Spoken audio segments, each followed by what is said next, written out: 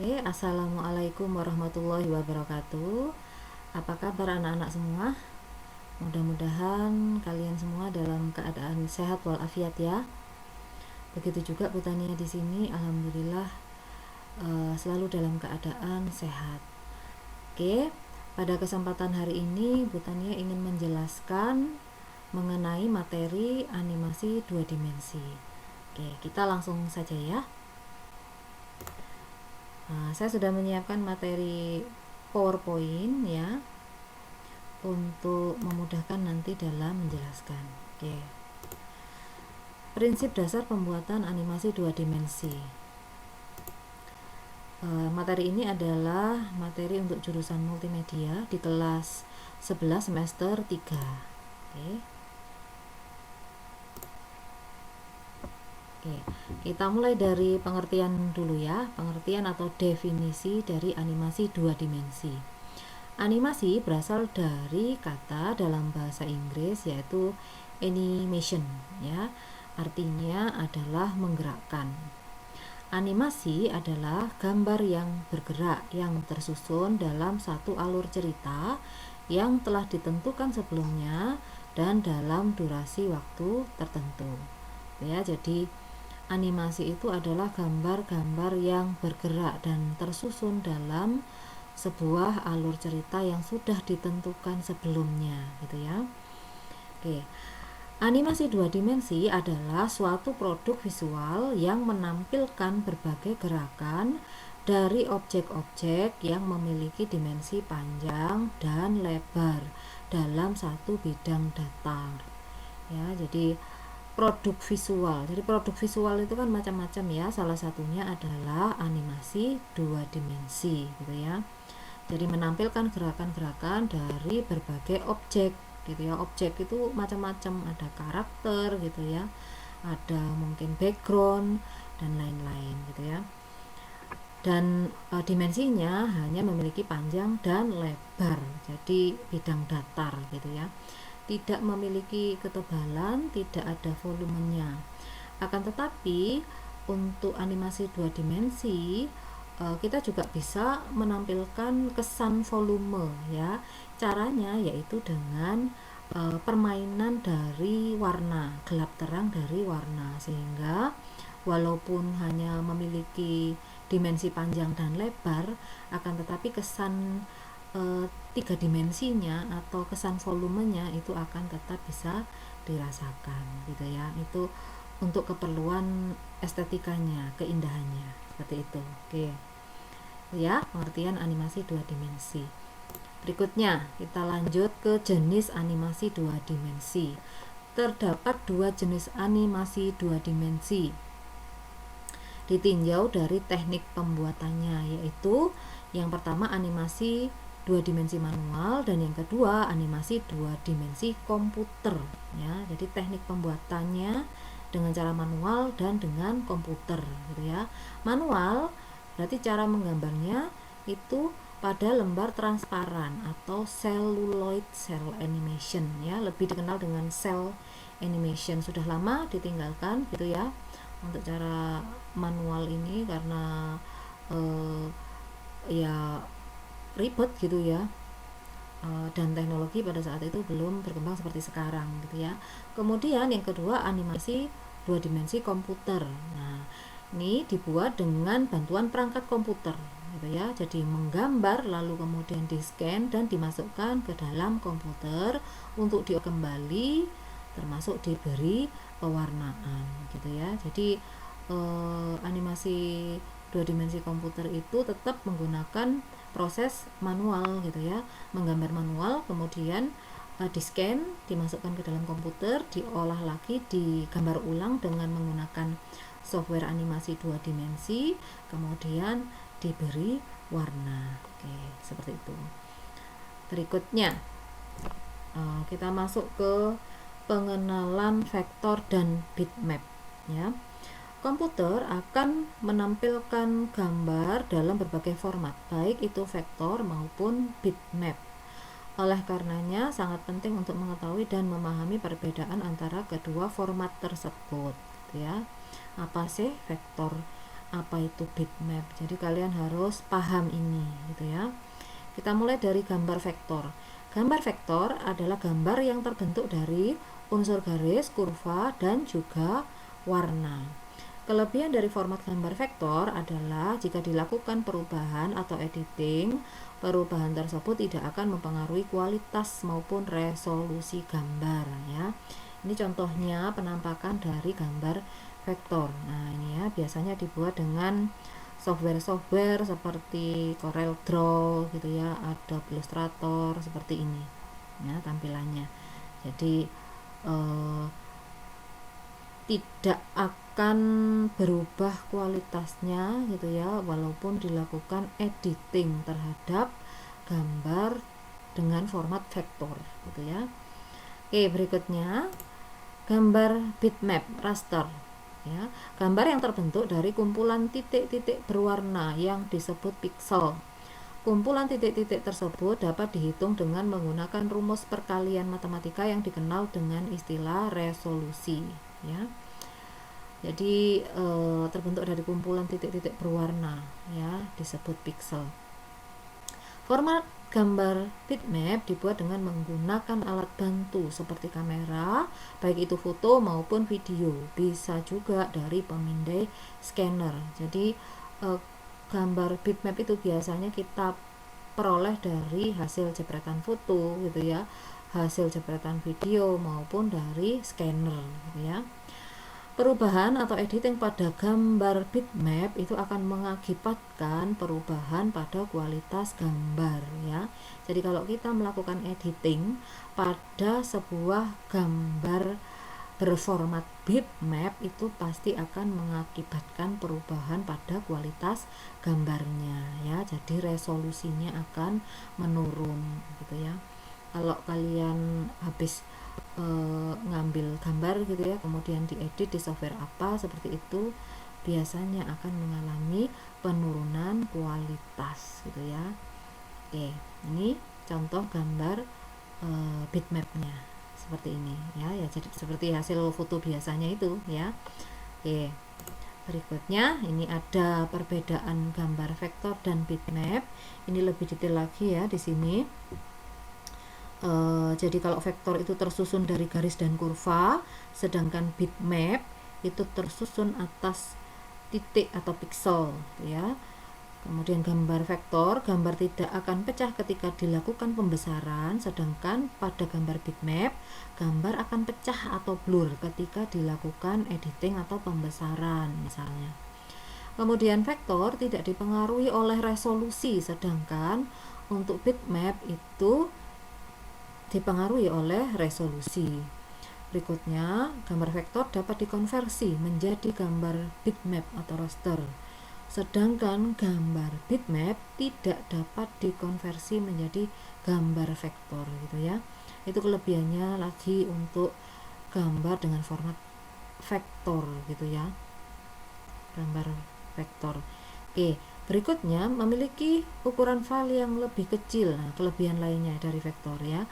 Kemudian kalau bitmap memiliki ukuran file yang lebih besar ya. Berikutnya, gambar vektor itu memiliki warna yang solid, digunakan untuk ilustrasi dengan bentuk geometri sederhana. Jadi cocok untuk logo dan jenis desain yang mengandalkan kesederhanaan bentuk. Sedangkan untuk format gambar bitmap memiliki warna yang ditampilkan oleh tiap piksel, digunakan untuk gambar kompleks berupa ragam warna dan bentuk yang beraneka seperti foto dari hasil bidikan kamera tadi. Kemudian untuk gambar vektor, file extensionnya berupa EPS, CDR, AI, dan FH ya. Jadi ini file extensionnya ya. Kemudian kalau bitmap, file extensionnya biasanya berupa PSD, TIFF, GIF, JPG, dan BMP. Jadi kalau kalian melihat file extension dari sebuah file, kalian bisa mendeteksi oh ini formatnya vektor gitu ya, kalau ini bitmap seperti itu ya.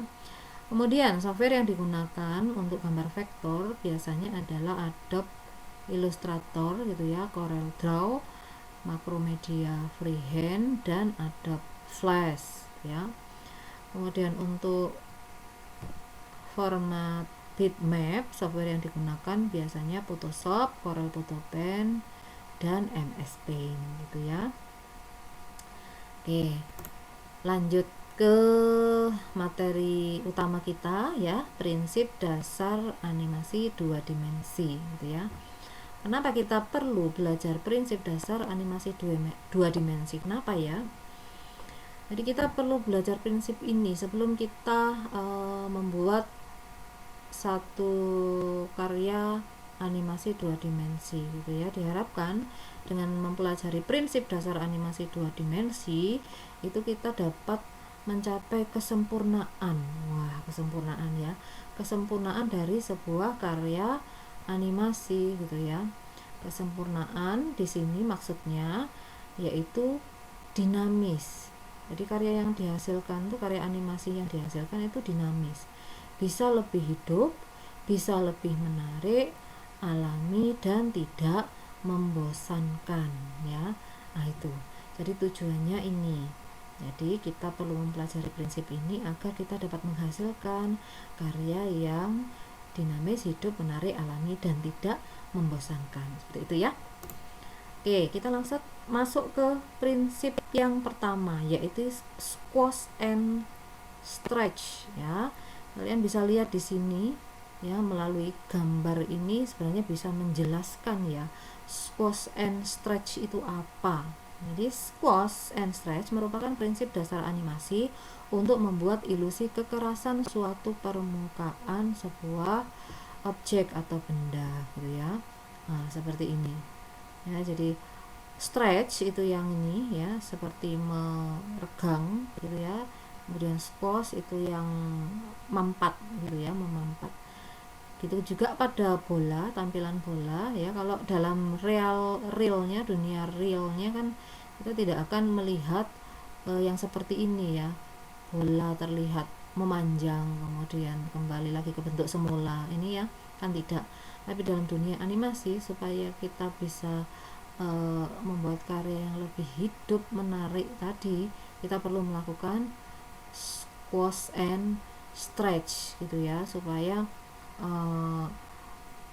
sifat kelenturan atau kekerasan dari sebuah benda itu bisa dirasakan oleh pemirsanya gitu ya, penikmat karya 2 dimensi itu. Seperti itu gitu ya. Berikutnya masuk ke prinsip yang kedua, yaitu anticipation. Anticipation adalah kesan gerak ancang-ancang atau gerakan persiapan yang dilakukan oleh karakter yang dianimasikan oleh animator gitu ya. Merupakan sebuah tanda untuk penonton bahwa karakter akan melakukan suatu gerakan gitu ya. Jadi anticipation, kalian bisa lihat di sini orang mau apa ini? Seperti menumbuk sesuatu gitu ya. Metil gitu ya actionnya. Jadi sebelum dia metil itu tadi gitu ya, ada gerakan ancang-ancangnya. Jadi diangkat dulu ke udara, kemudian baru dipukulkan seperti itu ya. Kemudian baru ada reactionnya gitu ya. Reaction, oke. Jadi seperti itu ya, anticipation maksudnya. Berikutnya masuk ke unsur ketiga, yaitu staging. Staging menekankan pada gerak keseluruhan dalam sebuah scene. Juga memberikan penekanan untuk membuat animasi pada karakter dengan memperlihatkan gerakan, mood, dan ekspresi karakter sehingga penonton memahami pesan animasi ya. Jadi kalian bisa lihat dari gambar ini ada poor staging dan good staging ya. Jadi yang bagus seperti ini. Nah, kalian bisa lihat bedanya. Kalau poor staging ini ya, itu angle pengambilan gambarnya itu dari samping gitu ya.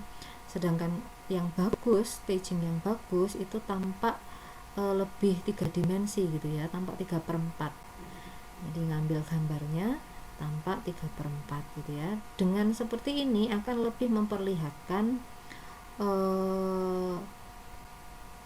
apa ya, gerakan gitu ya, moodnya dan ekspresi karakter tadi itu akan bisa lebih jelas terlihat oleh penontonnya, seperti itu ya. Jadi menekankan gerak keseluruhan dalam sebuah scene itu staging gitu ya. Berikutnya, prinsip yang keempat, straight ahead and pose to pose merupakan landasan penyusunan gerakan animasi ya. Straight ahead yaitu sebuah metode penyusunan gerak animasi secara berurutan dari gambar pertama hingga gambar akhir. Contohnya yaitu perubahan volume, ukuran, ataupun proporsi. Sedangkan pose to pose yaitu sebuah metode penyusunan gerak animasi yang hanya digambar pada keyframe tertentu saja. Gerakan-gerakan utama key pose yang dibuat telah direncanakan terlebih dahulu. Jadi itu bedanya ya. Straight ahead dengan pose to pose. Kalau straight ahead itu langsung gitu ya. Dari awal gerakannya hingga ke gerak akhir itu langsung digambar mengalir ya. Kalau pose to pose itu lebih terstruktur ya. Dia menggambarkan key pose-nya dulu ya. Dari yang tadinya seperti apa menjadi gerak B menjadi gerak C.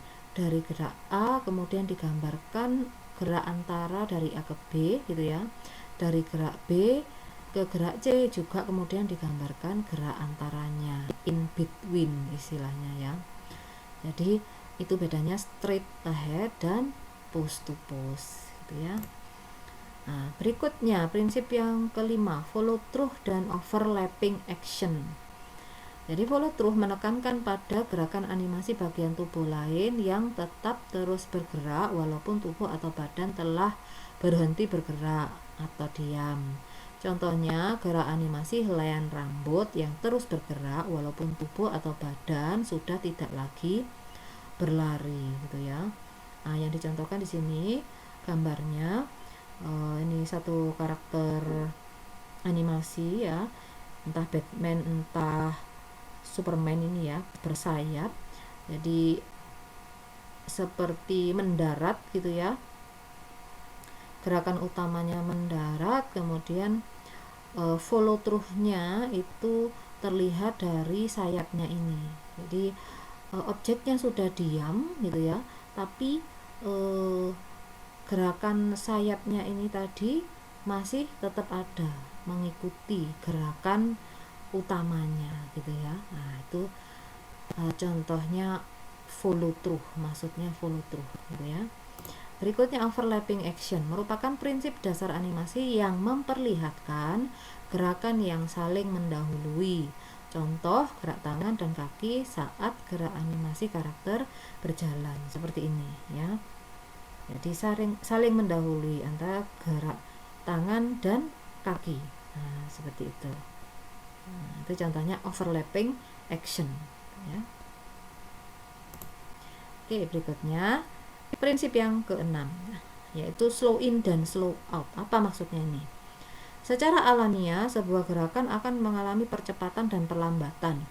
Slow in merupakan metode animasi yang menjelaskan adanya gerakan yang diawali dengan lambat, kemudian berubah menjadi lebih cepat. Contoh dalam menjelaskan prinsip ini yaitu gerakan manusia pada saat ingin mengambil gelas. Ketika tangan bergerak menuju gelas, gerakan tangan akan menjulur cepat, namun setelah mendekati gelas, gerakan tangan akan melambat secara refleks.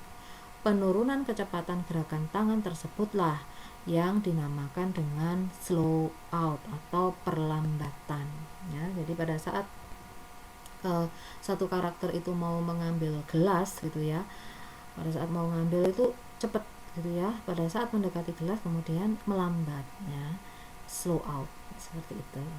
Oke gitu ya. Nah, ini jadi semakin cepat gitu ya, semakin cepat pada saat menuju gelas, kemudian melambat pada saat mendekati gelas ya. Nah, seperti ini. Nah, berikutnya prinsip yang ketujuh, arcs. Arcs memberi kesan alami karena gerakan karakter membentuk pola. Arcs dapat berupa objek-objek lain yang dibuat oleh seorang animator seolah mengikuti garis maya seperti alur kurva sehingga gerak animasi akan terlihat lebih smooth dan lebih realistik gitu ya. Jadi arcs itu pola gitu ya, pola seperti ini contohnya ya, garis maya yang sengaja dibuat gitu ya, agar gerak animasi itu bisa terlihat lebih smooth, lebih halus gitu ya, dan lebih realistis gitu ya. Oke, berikutnya prinsip ke-8, gerak tambahan yang terjadi karena efek atau akibat adanya gerak utama yang menjadikan gerak animasi secara keseluruhan menjadi terlihat lebih realistik. Contohnya karakter bertopi yang sedang melompat-lompat, itu namanya secondary action. Jadi gerak tambahan yang terjadi karena efek atau akibat adanya gerak utama yang menjadikan gerak animasi secara keseluruhan terlihat lebih realistis gitu ya. Gerak utama dari karakter ini adalah melompat gitu ya, sedangkan secondary actionnya berupa topi yang terus bergerak mengikuti irama lompatan gitu ya. Hampir mirip-mirip dengan follow through tadi ya. Nah, seperti itu secondary action. Berikutnya 9. Timing. Timing adalah prinsip tentang penentuan waktu gerakan. Semakin banyak in between atau gambar antara dua kipus, maka durasi semakin lama. Spacing adalah prinsip tentang percepatan dan perlambatan yang ada dalam gerak animasi yang dibuat. Ya, itu pengertian dari timing and spacing. Jadi timing itu menentukan waktu gerakan. Jadi kalau gambarnya semakin banyak gitu ya, otomatis gerakan akan menjadi lebih lambat ya. Kalau gambarnya sedikit ya, itu otomatis gerakannya itu lebih cepat ya, itu timing ya. Berikutnya kita masuk ke prinsip yang ke-10, appeal. Appeal adalah prinsip yang berkaitan dengan keseluruhan look atau gaya visual dalam animasi. Appeal merupakan gaya tersendiri dalam pembuatan karakter animasi. Jadi pada saat kita melihat satu film animasi ya, biasanya yang namanya appeal, look, gaya visual itu pasti kuat sekali gitu ya. Oh, saat kita melihat gambar, oh ini pasti animasi keluaran Disney, oh ini pasti animasi keluaran Jepang gitu ya. Nah, itu bisa kita lihat dari gaya gambarnya gitu ya. Nah, seperti ini contoh-contoh gaya gambar gitu ya. Nah, ini ada Disney gitu ya, kemudian dari karakter-karakter Jepang dan lain-lain gitu ya. Oke, lanjut.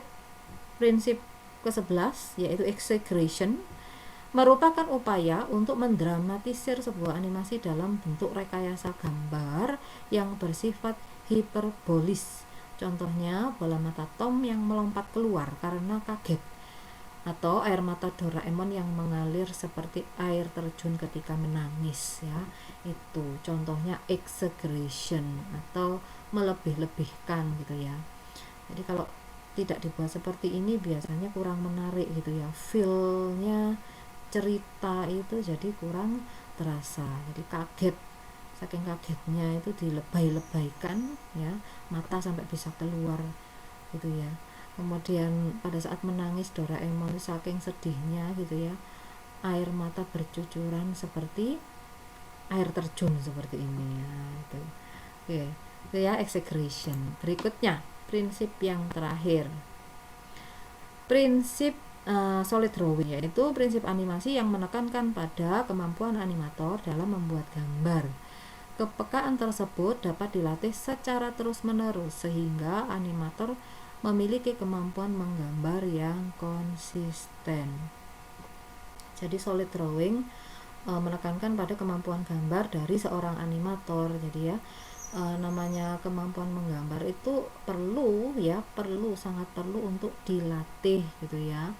Kalau yang kemampuan menggambarnya kuat gitu ya, nggak terlalu susah gitu ya, tapi kalau kemampuan gambarnya kurang, jika jarang berlatih maka juga akan menghasilkan karya gambar yang nantinya tidak konsisten gitu ya. Itu biasanya penyakitnya. Jadi gambarnya tidak konsisten. Misalnya dia bikin karakter, karakternya itu nanti jadinya bisa berubah-ubah gitu ya. Nggak mirip gitu, ada yang beda seperti itu. Ya, itu penjelasan mengenai prinsip dasar yang ke-12 yaitu solid drawing. Nah, seperti itu. Oke. Uh, untuk materi prinsip dasar animasi, mudah-mudahan dari penjelasan Bu Tania kalian bisa lebih memahami ya. Oke, seperti itu. Kita jumpa lagi di video pembelajaran berikutnya. Assalamualaikum warahmatullahi wabarakatuh.